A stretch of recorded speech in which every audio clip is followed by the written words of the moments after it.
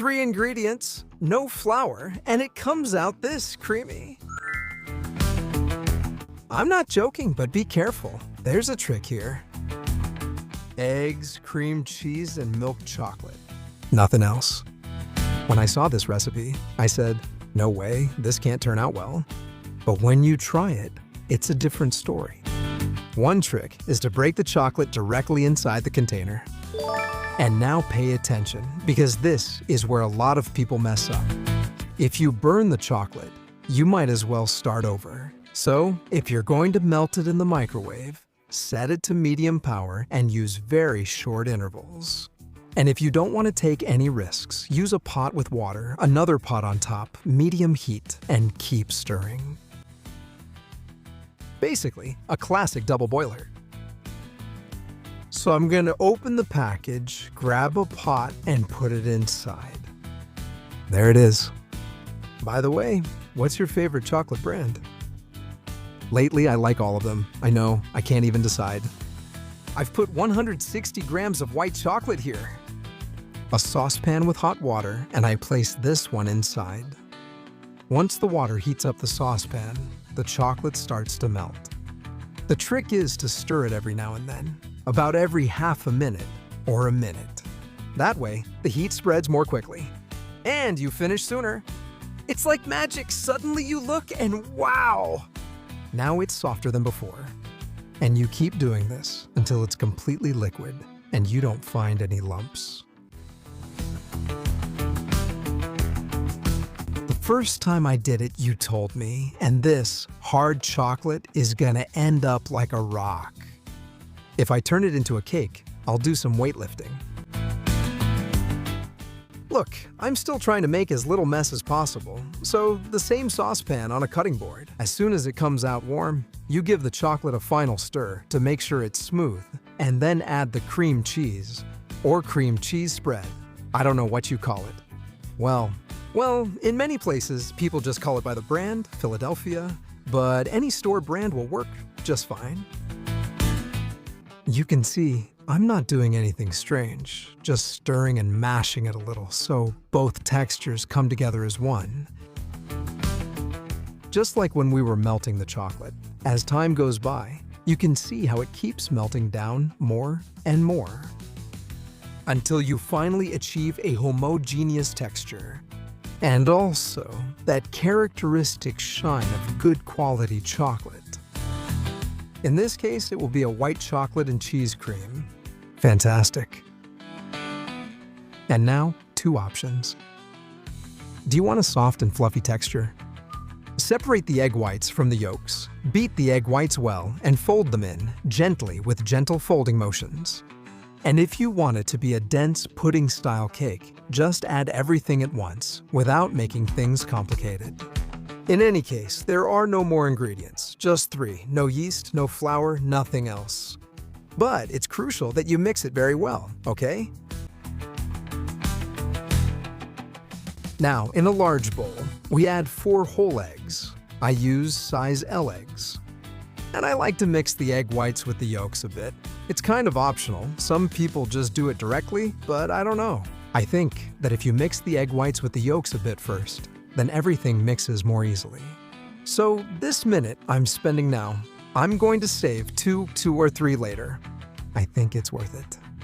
Once you have this mixed, you add the shiny paste we had in the saucepan. Here we go! Let's pour it all out. And if you use a spatula, even better.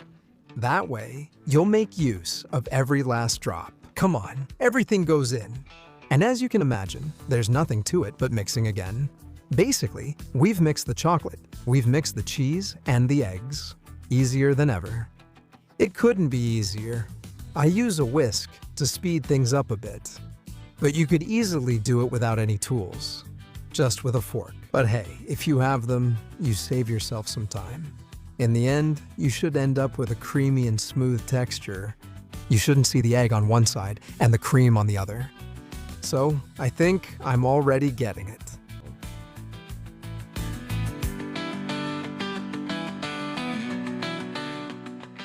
If you've ever wondered how to properly line a pan, today I'll show you. It's optional, you could just grease it with butter, but since the cream is liquid, I prefer to use parchment paper. As you can see, I've measured a piece of paper large enough to cover the whole pan completely. In my case, it's 20 centimeters in diameter. I've cut it, I place it on top of the base, and with the ring, the bottom is already well lined. Then, I spread a little butter. Why? Well, so the paper sticks. If something leaks, it will also come off easily. Once I have it, I place strips of paper that are slightly taller than the height of the ring. And that way, I can slide it so that it covers the entire side surface. That's how easy it is to get a perfectly lined pan. The next step, I hope it doesn't surprise anyone.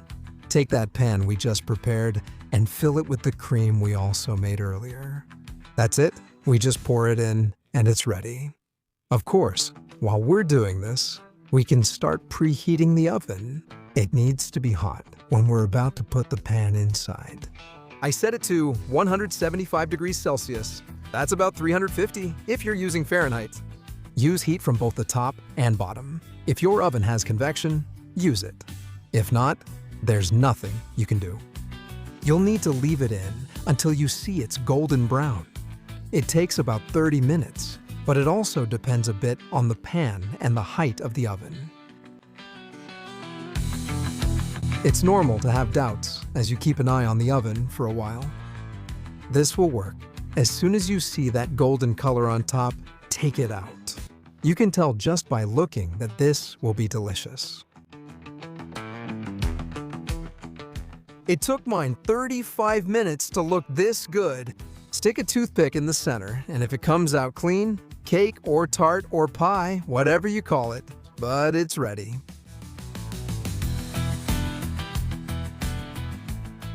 Remember to cover it so the liquid spreads evenly and settles flat. We don't want it to go down on one side and not on the other. We want it to compact evenly. While it's still hot, right after taking it out of the oven, cover it with paper towel or absorbent paper. And yes, don't be alarmed, it comes out very tall. Don't worry, it will settle down and all the flavors will come together. So when we take a spoonful, we're going to get all the punch at once.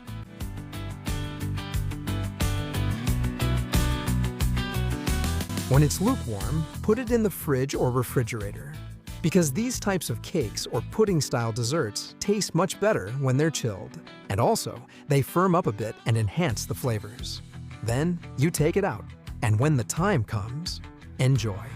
At least a couple of hours in the fridge, but if you want, you can prepare it a day in advance. And then, just unmold and enjoy. But the best part is still coming. Do you agree it has an amazing color and looks incredible? It can get even better. Sprinkle a little powdered sugar through a strainer or something similar. And look how it gets shinier. Even more spectacular with very little effort.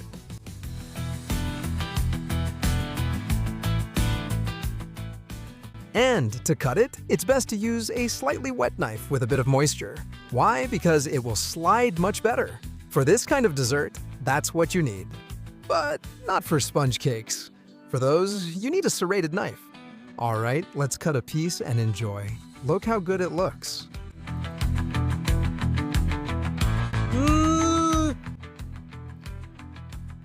It's like a bonbon, only whole.